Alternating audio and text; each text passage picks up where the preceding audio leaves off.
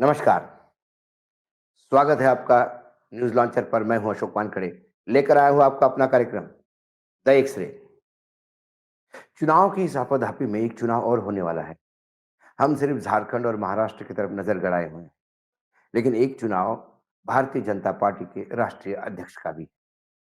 वहां चुनाव की प्रक्रिया शुरू हुई है और एक खबर जो आई मुझे, वो खबर ही आज हम एक्स-रे से देखेंगे। खबर ये है कि 20 नवंबर को महाराष्ट्र और झारखंड के मतदान खत्म होते ही 22 नवंबर को, यानी 23 नवंबर को नतीजे हैं, उसके पहले 22 नवंबर को दिल्ली स्थित बीजेपी मुख्यालय में बड़ी बैठक बुलाई जा रही है और माना जा रहा है कि जनवरी के तीसरे हफ्ता सप्ताह तक पार्टी को नया अध्यक्ष मिलेगा। और जब इस खबर को मैं देखता हूँ, तब मुझे एक बात समझ में आती है कि अ, अब 2 राज्यों के चुनाव खत्म होने के बाद, क्योंकि मतदान खत्म होने के बाद तो कुछ बचता नहीं है। बाकी जो काम होता है वो चुनाव आयोग और अधिकारी करते हैं। उसमें नेताओं की कोई ज़रूरत नहीं थी, तो वो तो आदेश होता है। यदि कहीं गड़बड़ी होती है तो, और रिपोर्ट है कि बहुत सारी गड़बड़ी होती है। तो उसके बाद फिर मुझे लगता है कि पूर्ण रूप से जिस रूप से ये मीटिंग बुलाई गई और उस मीटिंग में, मतलब यदि मीटिंग को मैं बता दूँ कि बीजेपी के सभी राष्ट्रीय पदाधिकारी और सभी प्रदेश के अध्यक्ष सहित संगठन से जुड़े लगभग सवा सौ शीर्ष नेताओं के साथ संगठन की चुनावी प्रक्रिया को लेकर वर्कशॉप किया जाएगा। ये बैठक बीजेपी के अध्यक्ष जेपी नड्डा ने बुलाई है, जिसमें गृह मंत्री अमित शाह भी मौजूद रह सकते हैं। दोपहर 1 बजे से शाम 7 बजे तक चलने वाली इस बैठक में बीजेपी के सभी राष्ट्रीय पदाधिकारी शामिल होंगे। अब उसमें संगठन महामंत्री भी होंगे, बाकी प्रदेशों के प्रभारी, सह-प्रभारी और बाकी मोर्चे के अध्यक्ष, बहुत सारा कुनबा इकट्ठा हो रहा है। और ये जो लोग बैठे हैं, इसमें खासकर पूरी चुनाव अधिकारी के अलावा, मतलब संगठन के चुनाव के लिए नियुक्त किए गए राष्ट्रीय चुनाव अधिकारी के अलावा सभी प्रदेश के नियुक्त किए गए प्रदेश के चुनाव अधिकारी और सह अधिकारियों की बैठक में रहना है। इस बैठक में देश भर के सक्रिय सदस्यता प्रमुखों को भी बुलाया गया है। बैठक में बुलाए गए बीजेपी के सभी अधिकारी, आगंतुक नेताओं को कहा गया है कि स्थानीय सक्रिय सदस्यता अभियान को लेकर अब तक जितनी भी संगठनात्मक चुनाव से संबंधित गतिविधियां चलाई गई है, उसका विवरण लेके आए। अब उसके बाद एक राष्ट्रीय अध्यक्ष चुनाव के उसमें एक नेशनल अपील कमेटी का गठन किया है। क्योंकि चुनाव में यदि कोई गड़बड़ी होती है या चुनाव में कोई किसी के ग्रीवेंसेस होते हैं, किसी की कंप्लेंट्स होती है, तो उसको एड्रेस करने के लिए एक अपील कमेटी है। तो कोई अपील करना चाहे, कोई सैटिस्फाइड नहीं है चुनाव के नतीजों से, तो अपील कर सकता है।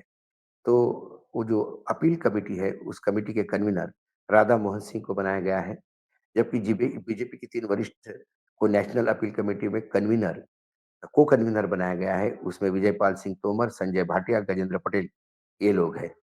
अपील कमेटी बीजेपी के अध्यक्ष के चुनाव में गड़बड़ी कुछ होती है तो उसमें त्रुटियां, जो भी शिकायत होगी उसका निवारण करेंगे। दरअसल बीजेपी संविधान के नियम 4 के मुताबिक पार्टी संगठन के चुनाव, यानी अध्यक्ष के चुनाव के लिए एक नेशनल रिटर्निंग ऑफिसर की नियुक्ति की जाती है। ये नेशनल रिटर्निंग ऑफिसर अध्यक्ष के चुनाव के लिए अपनी टीम बनाता है और प्रत्येक राज्यों में रिटर्निंग ऑफिसर और को इंचार्ज बनाता है। इसी क्रम में बीजेपी के संविधान के अनुसार राष्ट्रीय चुनाव अधिकारी एक नेशनल अपील कमेटी भी बनाता है, जिसी के तहत ये कमेटी बन रही है राधा मोहन सिंह की। अ, बीजेपी अध्यक्ष पद चुनाव की गति में तेज लाने के लिए विगत मंगलवार को बीजेपी अध्यक्ष जेपी नड्डा और गृह मंत्री अमित शाह ने कैबिनेट मंत्रियों की बैठक बुलाई थी। बैठक में बीजेपी के संगठन मंत्री बीएल संतोष भी शामिल थे। मिली जानकारी के मुताबिक केंद्रीय मंत्रियों के साथ की गई इस बैठक में गृह मंत्री अमित शाह ने राज्यवार संगठनिक चुनाव की प्रगति का रिपोर्ट लिया। उसके बाद अध्यक्ष चुनाव की प्रक्रिया को गति देने के लिए योजना बनाई। 22 नवंबर को वर्कशॉप जो है, वो पूरा इसलिए हो रहा है कि लगता है कि करीब-करीब जनवरी के 15 के बाद जो सप्ताह है, तीसरे सप्ताह में जनवरी के अ, बीजेपी को नया अध्यक्ष मिलेगा। और पूरी सक्रियता में वैसा देखा जाए कि संगठन के तौर पे, संगठनात्मक कार्य पूरे ढांचे में अमित शाह की कोई जगह नहीं है। अमित शाह एक्स राष्ट्रीय अध्यक्ष है, तो वह राजनाथ सिंह भी है और नितिन गडकरी भी है। लेकिन इन दोनों की सक्रियता संगठन में बुलाने पर ही होती है। पूरा जिम्मा जो मैं बार-बार कहता हूँ हमारे यहाँ प्रोग्राम में कि वर्तमान में सरकार और संगठन दोनों पे अमित शाह पूर्ण रूप से हावी है और ये खबर उसकी पुष्टि करता है। अमित शाह संगठन के इस चुनाव में भी सबसे अहम रोल निभाते हुए आ रहे हैं। वही सब कुछ तय कर रहे हैं। जेपी नड्डा भी अमित शाह को लेके ही चल रहे हैं। मंत्रिमंडल की बैठक भी अमित शाह ने और उस में पूरी जवाबदेही मंत्रियों की जो पूछी, वो अमित शाह ने पूछी। वैसा देखा जाए तो अमित शाह से ज़्यादा सीनियर वहाँ पर जो लोग हैं, वो नितिन गडकरी भी है, राजनाथ सिंह भी है। उनकी सक्रियता ज़्यादा होनी चाहिए थी। लेकिन उनकी जगह यदि अमित शाह की सक्रियता है, तो ये बात मान चलिए कि आने वाले अध्यक्ष में अमित शाह पूर्ण रूप से अपना आदमी अध्यक्ष पद पे बिठाना चाहेंगे। ये जो टग ऑफ वॉर है, ये जो रस्सी की खिंचाई है, एक जो रस्सी खींच प्रतियोगिता है, इसमें एक तरफ संघ है और दूसरी तरफ अब सीधे अमित शाह है। अमित शाह और संघ के बीच में ये तय होगा कि कौन अपना अध्यक्ष बनवाना चाहता है। खबर ये भी थी मेरे पास कि नरेंद्र मोदी जी को अमित शाह का सुझाव ये था कि संघ को बगैर पूछे आप अध्यक्ष नियुक्त कर लीजिएगा, ताकि सत्ता पे पकड़ बनी रहे। लेकिन नरेंद्र मोदी जी संघ की ताकत जानते हैं। उन्होंने संघ से टकराव करना अवॉइड किया। उन्होंने कहा कि जो प्रोसेस चल रहा है उसी प्रोसेस से होगा और संघ की उसमें अनुशंसा ज़रूर होगी। अ, जिस हिसाब से वर्तमान में माफ़ कीजिएगा, जिस हिसाब से शिवराज सिंह चौहान को मॉनिटरिंग कमेटी का हेड बनाना, संघ की हरियाणा में सक्रियता, संघ की महाराष्ट्र में सक्रियता, तो कहीं न कहीं योगी को डायरेक्ट डीजी अपॉइंट करने के लिए परमिशन देना, क्योंकि योगी जी ने मोदी जी से मुलाकात करने के बाद ही ये काम शुरू किया। कहीं न कहीं गृह मंत्रालय से वो एक टकराव ही था। पीएमओ स्वयं गृह मंत्रालय से टकराव चल रहा है, खासकर सिक्योरिटी एजेंसी के मुखिया को लेकर। जो 2 अधिकारी माँगे, जो गृह मंत्रालय ने मना कर दिया देने से और जो अधिकारी गृह मंत्री चाहते हैं, उसको पीएमओ ने वापस कर दिया।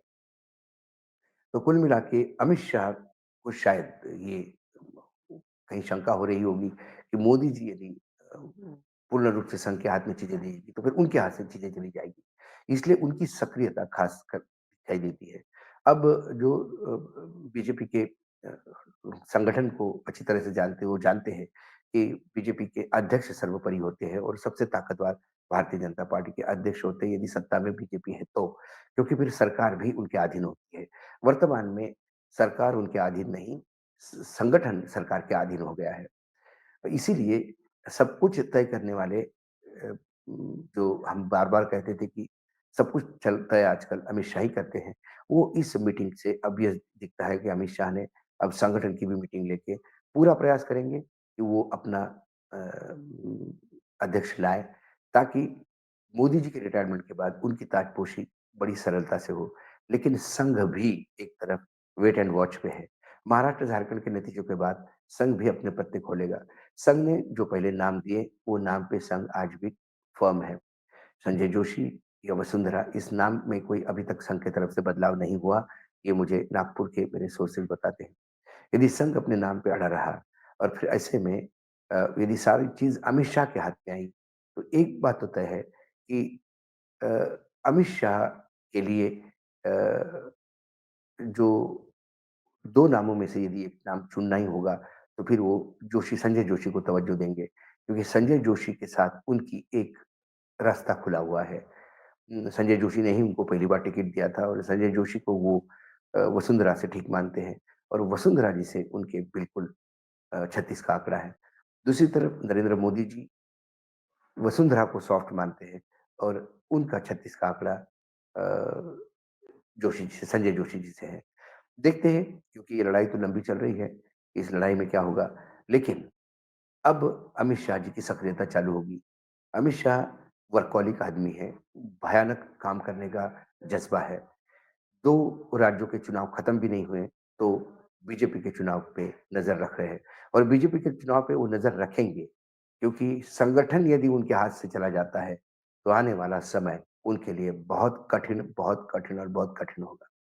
ऐसे में संगठन किसी भी हालत में यदि उनके हाथ में रहता है, तो फिर पूरा आसमान अमित शाह जी के लिए खाली है।